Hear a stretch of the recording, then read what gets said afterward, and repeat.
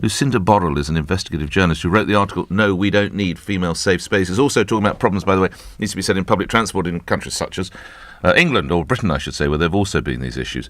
Lucinda Borrell joins me now. What do you think of these safe zones, then? Is it a practical and good idea? Good morning.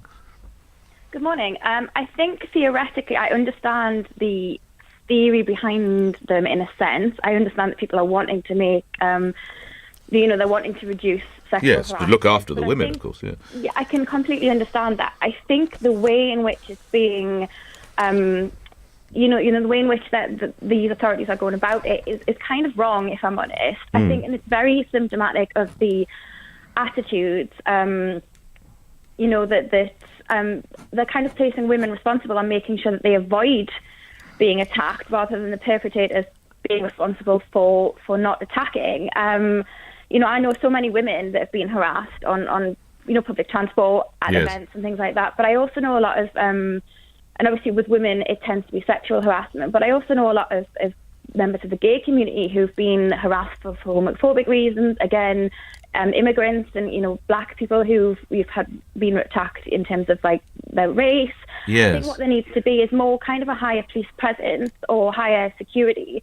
So that in cases when people are harassed for whatever reason, they are then, the police or the authorities are then able to move the attacker or the harasser on rather than their victim. I think that will then promote this idea that harassing anybody, whether it's because of their gender, their race, their sexual orientation, is just not okay. Then you're in a situation where everyone can feel safe everywhere, rather than just having allocated zones where an individual, we should be able to walk down the street and feel safe. This is it. I mean, there are very few other crimes where it would seem the police or the authorities accept it's going to happen, so they provide an area for the victims. It's, in a sense, they talk about normalising crime. It's almost as if, well, yes, you might get groped on the underground, or yes, you might get inappropriately touched, or whatever it might be, so we're going to give you a safe place to stand or sit. It doesn't really seem to attack the problem. Yeah, and I think that is a huge problem. And I also think that, we're talking specifically for harassment, sexual harassment, potentially. This isn't gender specific. There's 12,000 sexual assaults took place against men in 2016. Oh, is that right? So is it a case of, if a guy comes up to this safe zone having been potentially sexually harassed or sexually assaulted, and he says, I need help, I'm being harassed, are they going to be kicked out because they're not female? Or if someone comes up again, who's, from a black or a gay community, and they're being harassed, and someone's trying to beat them up, and they come and they're like, we need help, are they going to get kicked away or told to walk, half a mile down the road to the next tent, by which point they could have been jumped? There's all sorts of problems with it. Stay on the line if you would. I want to bring someone else into the conversation. Lucinda Borrell, please stay with me. And listen to Sarah Elizabeth Dill, who's an international criminal lawyer working in human rights and an advocate for women's rights. Where do you stand on the idea of these safe zones or safe areas? Good morning. Yes, good morning. Thank you. I have to agree with both of you on this, that safe zones are not the only option. They're not the solution. I think they're an important thing to have in venues such as Berlin and Cologne, where women can have a place to retreat to, and you have these large crowds and you have the possibility. But again, prevention is what we really need to focus on. And, it's both changing societal norms and opinions, ensuring that, men are raised and that society says we are not going to accept this, we're not going to tolerate this. There are going to be stiff penalties for harassment and abuse of women, but also that, the police presence, as, they said, on the ground, having police in the crowds, having police on the tube, while not going to, none of us want a full police state.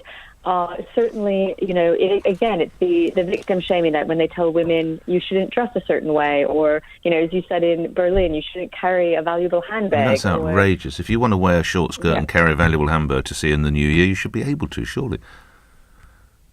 Precisely. And so this, I think, safe spaces, it's a temporary kind of stopgap, but that should not be where our focus is. We should be focused on preventing these crimes in the first place. And it's not just public places. It's not just the tube. It's not just, festives and gatherings. We have to look at the workplaces, and we cannot create safe spaces in every single part of society. Clearly there is an issue with Germany in the actions that were taken in Berlin, and there have been arrests in Berlin this New Year's and arrests in Cologne again this New Year's Eve. What action now going forward do the German authorities need to take?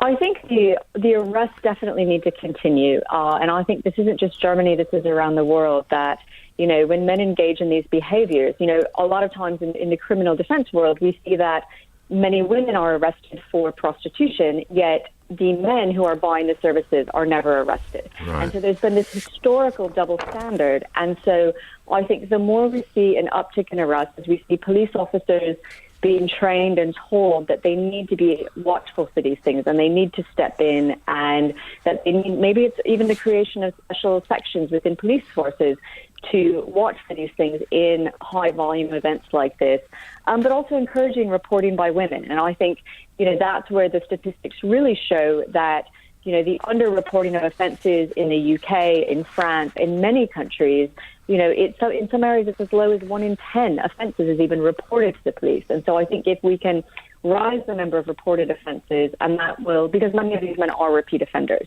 and so that's another way that we can target this. Thank you for your time, Sarah Elizabeth Dill. Quick last word to Lucinda Borrell.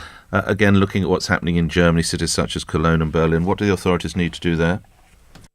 I just think, to be honest, there needs to be more investment in the law enforcement officers, and and invest in making them aware of sexual assault and how it all works. I think if there's a lot of money going in to safe zones, that's money that's not going into the police force and not going into services. And I think that's really, really important. And there needs to be this culture where women are actively encouraged, obviously, as Sarah said, to report assault.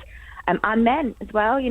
There's a BBC documentary at the moment about male rape, and a lot of people there say that they've been harassed and not reported it. So I think that it needs to be, that's where the money needs to be going, rather than setting up a tent. Yes, a safe zone or whatever it might be. Lucinda Borrell, thank you, investigative journalist. You wrote the article, No, We Don't Need Female Safe Spaces. And you also heard from Sarah Elizabeth Dill, who's an international and criminal lawyer working in human rights.